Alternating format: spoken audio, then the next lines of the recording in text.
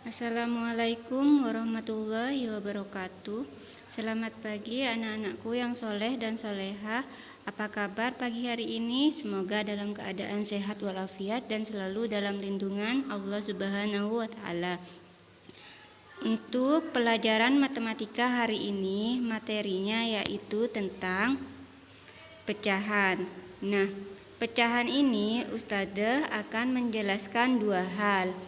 Yang pertama yaitu tentang pecahan sederhana, dan yang kedua yaitu tentang membandingkan pecahan. Nah, sebelum kita ke pecahan sederhana, kita harus memahami dulu apa arti dari pecahan. Pecahan itu sendiri artinya adalah sebagian dari sesuatu yang utuh. Nah, pecahan itu juga terdiri dari dua bagian, yaitu pembilang dan penyebut. Nah, contohnya ya 1/2, di mana 1 itu dibilang sebagai pembilang dan 2 sebagai penyebutnya. Nah, setelah kita mengetahui apa arti dari suatu pecahan, kita sekarang langsung saja ke pecahan sederhana. Nah, pecahan sederhana itu sendiri mempunyai arti adalah pecahan yang tidak dapat dibagi lagi. Contoh dari pecahan sederhana yaitu 1/2, 1/4, dan 1/3. Nah, dari masing-masing pecahan ini Ustazah akan jelaskan lagi. Yang pertama yaitu setengah. Setengah adalah satu bagian yang dibagi menjadi dua bagian yang sama besar. Nah, dapat dituliskan sebagai 1/2. Jadi setengah itu bisa ditulis 1/2. Nah, contohnya ya, 1 buah pizza Ustazah bagi menjadi 2 bagian yang sama besar.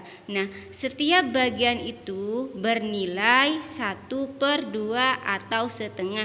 Itu contoh dari setengah. Nah, untuk selanjutnya yaitu 1/4. 1/4 itu adalah 1 dari 4 bagian yang sama besar. Juga dapat ditulis sebagai 1/4. Contohnya, Ustazah juga mempunyai 1 buah pizza dan Ustazah membagi menjadi 4 bagian sama besar. Dan setiap bagian itu bernilai 1/4 ataupun 1/4. Nah, yang ketiga yaitu 1/3. 1/3 itu adalah 1 dari 3 bagian yang sama besar. Juga bisa ditulis dengan 1/3. Contohnya yaitu 1 buah pizza kita bagi menjadi 3 bagian yang sama besar, di mana setiap bagian mempunyai nilai yang sama, yaitu 1/3 atau 1/3. Nah, selain 1/2, 1/4, dan 1/3 itu adalah nilai-nilai dari sebuah potongan. Misalnya contoh lain, misalnya kita ambil yang bernilai 4 potong ya. Nah, kita ambil 2 potong, kita beri kepada teman kita.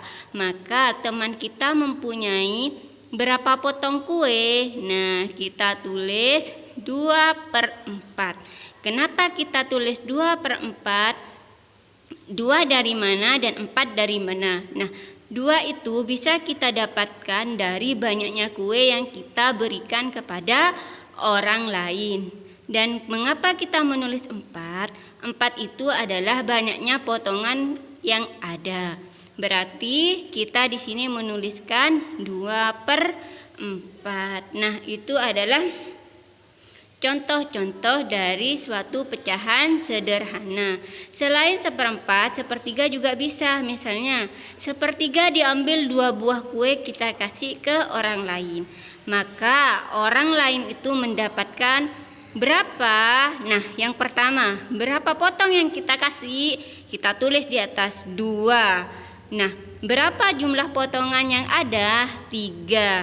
Berarti yang mereka dapatkan, yaitu 2/3. Nah, itu adalah penjelasan dari suatu pecahan sederhana.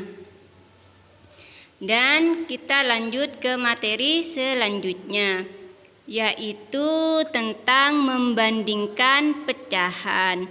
Nah, membandingkan pecahan ini memiliki tanda. Yang pertama, lebih besar.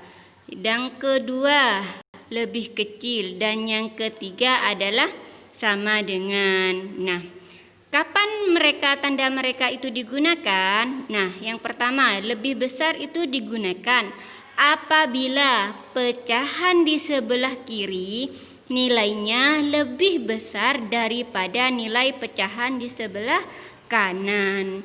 Itu bisa menggunakan tanda lebih besar.